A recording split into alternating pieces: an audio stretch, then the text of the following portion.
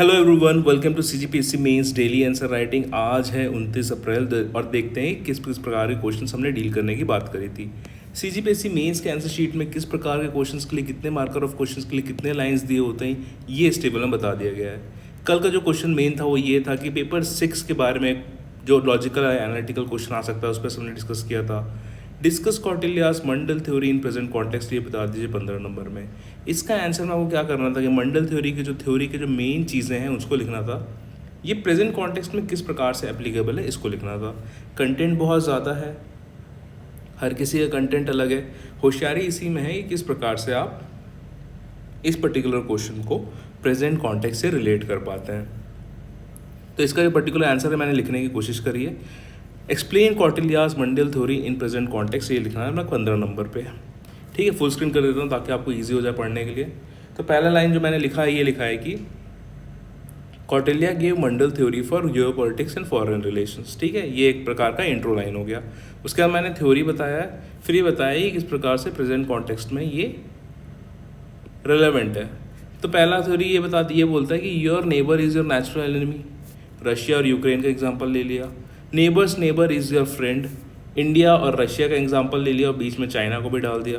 Greater the distance lesser the enmity, India और Turkey का example ले लिया। None of the relation should be taken granted, India और नेपाल का मैंने बता दिया relation. All relation are guided by vested interest, India और यूएसए का एग्जाम्पल ले लिया। फिर मैंने बताया कि he divided all states into 4 kinds, अरी, मित्र, मध्यमा, उदासीन। फो, फ्रेंड, बफर स्टेट और एक न्यूट्रल स्टेट। मैंने यहाँ पे 4 उपाय के बारे में बताया। साम, दाम, दंड, भेद, ये किस प्रकार से एप्लीकेबल है। साम मतलब ट्रीटी कर लीजिए, दाम मतलब इकोनॉमिक सेक्शंस लगा लीजिए, दंड मतलब वॉर वेज कर दीजिए, भेद मतलब इंकरेज सेपरेटिस्ट टेंडेंसीज। जैसे पाकिस्तान क्या करेगा, कश्मीर को यूज़ करेगा। इंडिया क्या करेगा, गिलगिट बलूचिस्तान को यूज़ करने की कोशिश करेगा। ये होते हैं उपाय। उसका षड्गुण नीति के बारे में बताया कि संधि, ट्रीटी कर लो with strong, example Shimla agreement जो पाकिस्तान ने हमारे साथ की। विग्रह, ब्रेक ट्रीटी मतलब न्यूक्लियर वेपन्स बना लिया हमने, ईरान ने बना लिया, नॉर्थ कोरिया ने बना लिया, हमने बना लिया, पाकिस्तान ने बना लिया। आसन, stationing military at borders, common practice है। या ना मूविंग मिलिट्री, डिप्लॉइंग टैंक्स। समश्रेय, फॉर्मिंग अलायंसेस, एग्जाम्पल नाटो। द्वैध भावा, अवॉइडिंग वॉर एट 2 फ्रंट्स। ठीक है, कुल मिला के 10 मंडल theory relevant in present context. देखिए बेसिकली आपको क्या था ना कि ये आपने लिख दिया ना, your neighbour is your natural enemy, और उसके बाद रशिया और यूक्रेन को मेंशन कर दिया, तो इससे ज़्यादा खुशी की बात एग्जामिनर के लिए नहीं होगी कि आपने पर्टिकुलर थ्योरी को मॉडर्न कॉन्टेक्स्ट से करेक्ट कर दिया। तो जब भी ऐसा जिस प्रकार का चीज़ें आए तो इसको यूज़ करने की कोशिश करिए एग्ज़ाम में।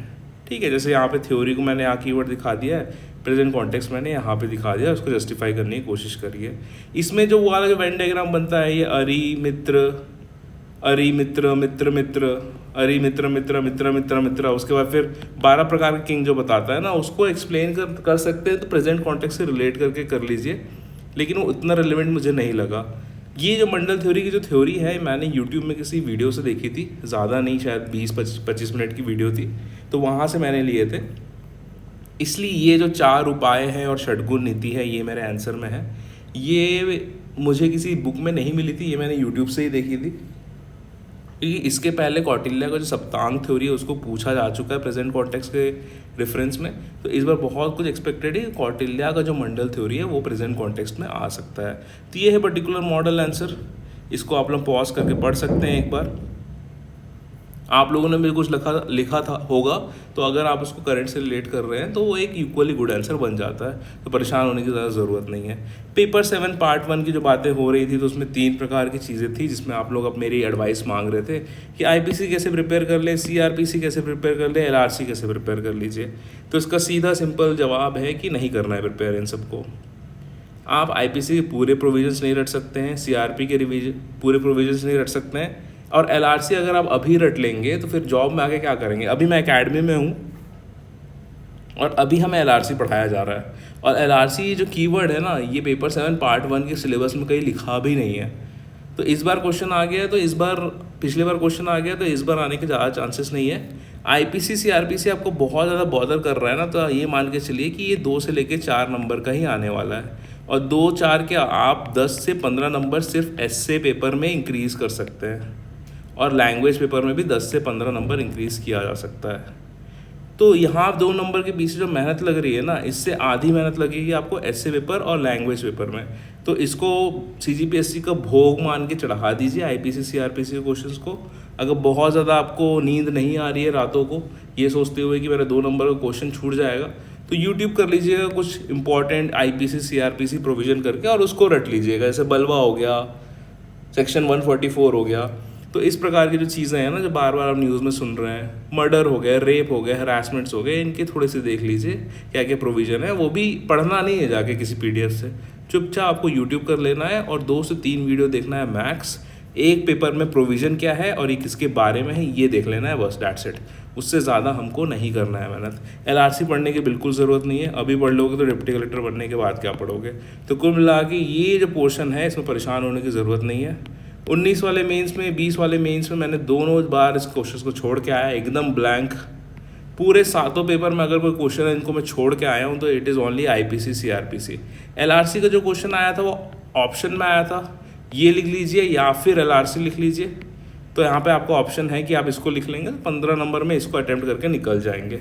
ठीक है, ज़्यादा दिमाग लगाने की ज़रूरत नहीं है, छोड़ देना है क्वेश्चंस को, फिर भी रैंक आ जाती है। मैं सबसे बड़ा एग्जांपल हूँ आपके सामने।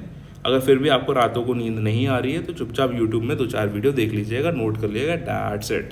इससे ज़्यादा करने की ज़रूरत नहीं है। मैं ऐसी जगह आपको मेहनत करने नहीं बोलूँगा जो मैंने खुद नहीं करी और जो कि ह्यूमनली पॉसिबल भी नहीं है। ठीक है, आगे बढ़ते हैं। अगर आप सीजीपीएससी मेंस की डिटेल स्ट्रैटेजी जानना चाहते हैं तो ये स्टडी एजुकेशन का जो प्लेलिस्ट है इसको आप सर्च कर सकते हैं। टेलीग्राम चैनल से जुड़ जाइएगा, इंस्टाग्राम में मुझे फॉलो कर सकते हैं। इस पर्टिकुलर क्यूआर कोड को आप स्कैन करके डायरेक्टली मेरे सीजीपीएससी के टेलीग्राम चैनल में पहुंच सकते हैं। सब्सक्राइब कर लीजिएगा चैनल को। पेपर 7 पार्ट 1 लगभग डील हो गया है। कल के क्वेश्चन के लिए पेपर 7 पार्ट 2 के क्या क्या क्वेश्चन है वो मैं टेलीग्राम ग्रुप में पूछ लूँगा कि क्या जनरल क्योरीज है आप लोगों के पास, और वहाँ पे हम लोग डील कर लेंगे। ज़्यादा दिन नहीं बचे हैं, 2-3 दिन बचे हैं। सैटरडे संडे इस बार ऑफ नहीं है, आप लोग को वीडियोज़ मिलते रहेंगे। आप मेरे टेलीग्राम चैनल पर जाके इस पर्टिकुलर यूट्यूब वीडियो के लिंक के नीचे पेपर 7 पार्ट 2 से रिलेटेड जितने भी डाउट्स है वो पूछ सकते हैं। अगर किसी को पेपर 7 पार्ट 1 के एक्ट्स वाले पोर्शन को किस प्रकार से आंसर लिखना है तो वो मेरे टेलीग्राम चैनल में जाए, फिर वहाँ पे फाइल्स ओपन करें और मेरे पेपर 7 के जो मॉक टेस्ट पड़े हुए हैं उनको खोल के देख ले, वहाँ से उनको आइडिया लग जाए किस प्रकार से आंसर लिखना है। अंकित सिंह राजपूत के पेपर 3 और पेपर 6 की जो आरटीआई कॉपीज़ हैं वो मैं डाल चुका हूँ पिछले वीडियो में। वहाँ पे जाइएगा, कमेंट सेक्शन में आपको लिंक दिखेगा, वहाँ से आप गूगल ड्राइव के थ्रू पीडीएफ व्यू कर सकते हैं। अच्छे से एनालाइज करिए टॉपर्स के आंसर्स को और देखिए कि कौन सी चीज़ें आप सही कर रहे हैं, कौन सी चीज़ आप और अच्छा ही कर सकते हैं। We have your back, we are giving you full resources and support that is possible by the officers of 2019 and 20 batch. आपका काम है मेहनत करना, अपनी एनर्जी अच्छे से मैनेज करिए और बढ़ते चले जाइए अपने लक्ष्य की तरफ। Keep studying, keep working hard. Last के 1 महीना है लगभग, इसमें जान लगा देनी है। मेहनत करते रहिए। इजाज़त लेंगे आपसे। जय हिंद।